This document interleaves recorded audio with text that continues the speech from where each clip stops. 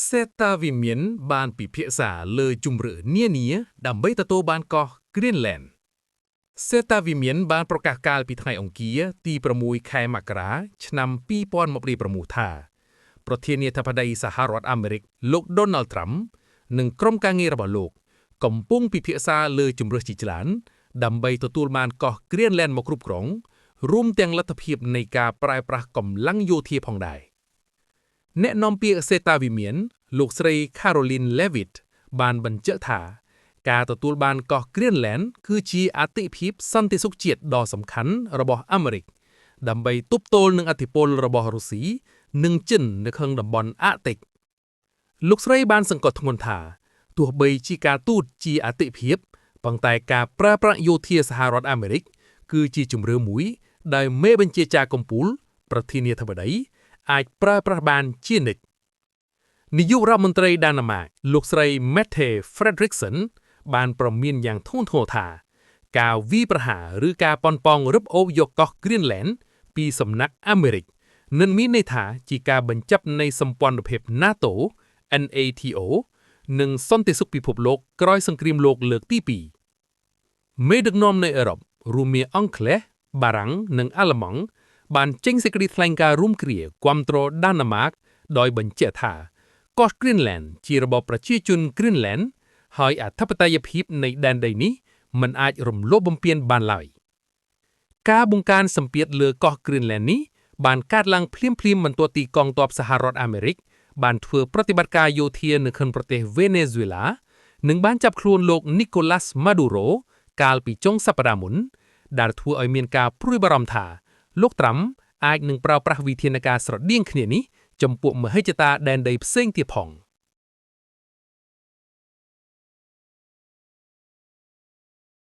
រុស្ស៊ីបញ្ជូនកងទ័ពជើងទឹកឲ្យការពារនាវាដឹកប្រេងដែលអាមេរិកកំពុងដេញតាមយោងតាមការចុះផ្សាយរបស់ CBS News ដែលជាដៃគូផ្សព្វផ្សាយរបស់ BBC នៅអាមេរិកបានឲ្យដឹងថាប្រទេសរុស្ស៊ីបានដាក់ពង្រាយកងកម្លាំងជើងទឹករបស់ខ្លួនដើម្បីជួយការពារនិងអំដំណើរនាវាដឹកប្រេងមួយគ្រឿងដែលកំពុងត្រូវបានដេញតាមដោយកងទ័ពសហរដ្ឋអាមេរិកនៅទូទាំងមហាសមុទ្រអាត្លង់ទិកដែលបច្ចុប្បន្ននាវានេះមិនមានផ្ទុកអ្វីនោះទេប៉ុន្តែវាមានប្រវត្តិធ្លាប់ដឹកជញ្ជូនប្រេងឆៅរបស់វេណេស៊ុយឡាហើយគេជឿផងថានាវានេះកំពុងស្ថិតនៅចន្លោះប្រទេសស្កុតឡង់ Scotland និងប្រទេសអ៊ីស្លង់ Iceland កាលពីថ្ងៃអង្គារកន្លងទៅនាវានេះពីមុនឈ្មោះ Bella One ត្រូវបានគេរាយការណ៍ថាបានប្តូរឈ្មោះទៅជា Marinera ហើយបានបង្ហូតទង់ជារុស្ស៊ីដើម្បីគេចចេញពីការចាប់ខ្លួនរបស់អាមេរិកកាលពីខែមុនប្រធានាធិបតី Donald Trump បានបញ្ជាឲ្យមានការបិទគប់នាវាដឹកប្រេងទាំងឡាយណាដែលជាប់ទណ្ឌកម្មហើយព្យាយាមចេញចូលប្រទេសវេណេស៊ុយឡារដ្ឋាភិបាលវេណេស៊ុយឡាបានចាត់ទុកទង្វើនេះថាជាអំពើចោរកម្មហើយការចោទប្រកាន់ពីការជូនគ្រឿងញៀនដែលមុនពេលអាមេរិកបានបើកប្រតិបត្តិការចាប់ខ្លួនអតីតមេដឹកនាំវេណេស៊ុយឡាកាលពីថ្ងៃសៅរ៍កន្លងទៅលោកត្រាំបានចោទប្រកាន់ម្ដងហើយម្ដងទៀតថារដ្ឋាភិបាលវេណេស៊ុយឡាបានប្រើប្រាស់នាវាដឹកជញ្ជូនដើម្បីនាំយកគ្រឿងញៀនចូលមកកាន់សហរដ្ឋអាមេរិកសម្រាប់ព្រឹត្តិការណ៍នេះបង្ហាញពីភាពតានតឹងកាន់តែឡើងរវាងអាមេរិកនិងរុស្ស៊ីនៅលើផ្ទៃសមុទ្រខណៈដែលរុស្ស៊ីព្យាយាមការពារនាវាដែលអាមេរិកចាត់ទុកថាជានាវាខុសច្បាប់លោក Trump ប្រកាសថាវេណេស៊ុយឡានឹងប្រគល់ប្រេងរហូតដល់50លានបារ៉ែលឲ្យអាមេរិកប្រធានាធិបតីសហរដ្ឋអាមេរិកលោក Donald Trump បានប្រកាសកាលពីថ្ងៃអង្គារទី6ខែមករាឆ្នាំ2026ថាអាជ្ញាធរបណ្ដោះអាសន្ននៅក្នុងប្រទេសវេណេស៊ុយឡានឹងប្រគល់ប្រេងចន្លោះពី30ទៅ50លានបារ៉ែលមកឲ្យសហរដ្ឋអាមេរិកលោក Trump បានបញ្ជាក់តាមរយៈបណ្ដាញសង្គម Truth Social ថាប្រេងទាំងនេះនឹងត្រូវលក់ក្នុងតម្លៃទីផ្សារបច្ចុប្បន្នចំណែកថវិកាដែលបានមកពីការលក់ប្រេងនេះនឹងត្រូវគ្រប់គ្រងដោយលោកផ្ទាល់ក្នុងនាមជាប្រធានាធិបតីដើម្បីធានាថាវាត្រូវបានប្រើប្រាស់សម្រាប់ផលប្រយោជន៍របស់ប្រជាជនវេណេស៊ុយឡានិងសហរដ្ឋអាមេរិកលោកបានបង្គាប់ឲ្យរដ្ឋមន្ត្រីក្រសួងថាមពលលោក Chris Wright អនុវត្តផែនការនេះជាបន្ទាន់ដោយប្រើប្រាស់នាវាដឹកជញ្ជូននាំយកប្រេងទាំងនោះមកកាន់កំពង់ផែអាមេរិកផ្ទាល់ ការប្រកាសនេះធ្វើឡើងបន្ទាប់ពីមានប្រតិបត្តិការយោធារបស់អាមេរិកដែលឈានទៅដល់ការចាប់ខ្លួនលោក Nicolas Maduro កាលពីចុងសប្តាហ៍មុនសម្រាប់តម្លៃប្រេងបើតាមអ្នកវិភាគជឿថាបរិមាណ50លានបារ៉ែលនេះអាចនឹងមានផលប៉ះពាល់តិចតួចដល់តម្លៃប្រេងសកលដោយសារសហរដ្ឋអាមេរិកប្រើប្រាស់ប្រេងប្រមាណ20លានបារ៉ែលក្នុងមួយថ្ងៃដូច្នេះវាស្មើនឹងតម្រូវការប្រើប្រាស់ត្រឹមតែ2ថ្ងៃកន្លះប៉ុណ្ណោះផ្អែកលើតម្លៃទីផ្សារបច្ចុប្បន្នប្រហែល55ទៅ56 $ក្នុងមួយបារ៉ែលការលក់ប្រេងនេះអាចបង្កើតចំណូលបានចន្លោះពី $1.65 ប៊ីលានទៅ $2.8 ប៊ីលាន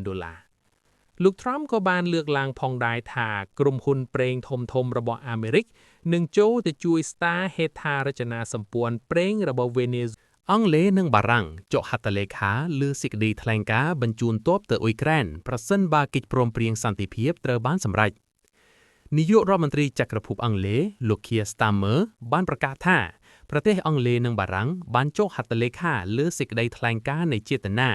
Declaration of Intent ក្នុងការដាក់ពង្រាយកងទ័ពទៅកាន់ប្រទេសអ៊ុយក្រែនប្រសិនបើមានកិច្ចព្រមព្រៀងសន្តិភាពជាមួយរុស្ស៊ីត្រូវបានបង្កើតឡើង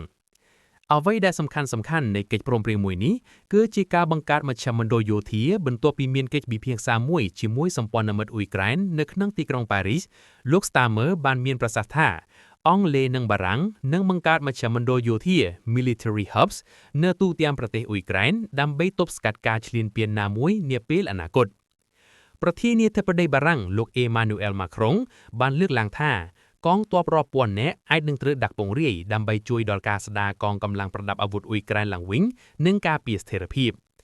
បណ្ដាសម្ព័ន្ធមិត្តបានឯកភាពគ្នាភាគច្រើនលើការផ្ដល់ការធានាសន្តិសុខដ៏រឹងមាំដល់អ៊ុយក្រែនដោយស្នើឲ្យសហរដ្ឋអាមេរិកដើរតួនាទីឈានមុខក្នុងការត្រួតពិនិត្យបទច្របាញ់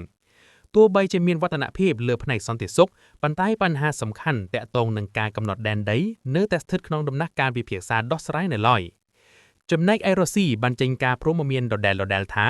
វត្តមានកងទ័ពបរទេសណាមួយនៅលើទឹកដីអ៊ុយក្រែននឹងត្រូវចាត់ទុកថាជាគោលដៅវាយប្រហារស្របច្បាប់សម្រាប់យោធារបស់ខ្លួនតួនាទីរបស់ប្រទេសនីមួយៗដែលបានស្នើឡើងអង់គ្លេសនិងបារាំងឲ្យដឹកនាំកងកម្លាំងជើងគោកនិងអាកាសនិងបង្កើតមជ្ឈមណ្ឌលយោធាសហរដ្ឋអាមេរិកដឹកនាំការត្រួតពិនិត្យបទច្របាញ់និងការផ្ទៀងផ្ទាត់សន្តិសុខ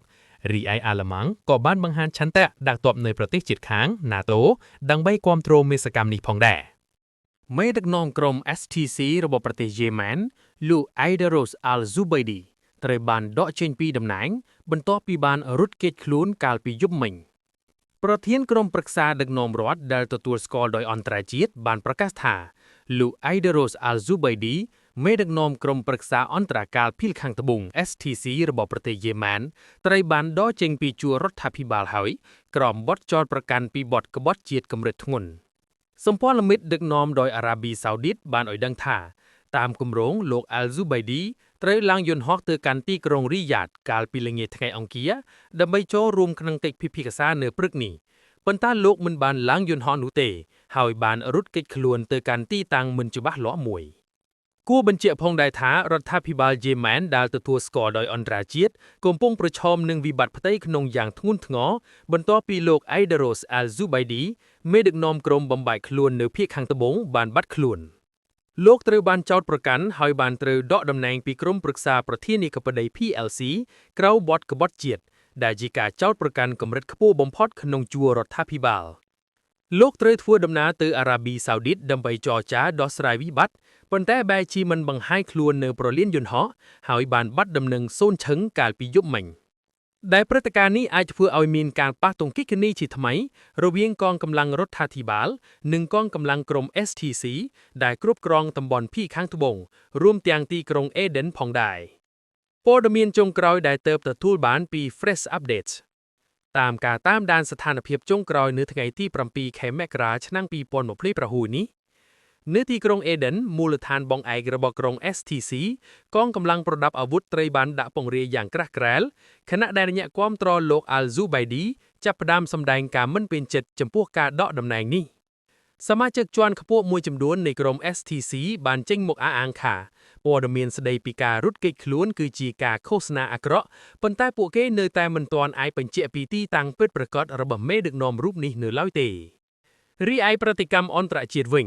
អារ៉ាប៊ីសាអូឌីតនិងអេមីរ៉េតអារ៉ាប់រួម EUE ដែលជាអ្នកគាំទ្រចម្បងក្នុងជំលោះយេម៉ែនកំពុងព្យាយាមសម្របសម្រួលយ៉ាងបន្ទាន់ដើម្បីបង្ការកុំឲ្យមានសង្គ្រាមស៊ីវិលថ្មីមួយទៀតផ្ទុះឡើងក្នុងចំណោមសម្ព័ន្ធមិត្តខ្លួនឯង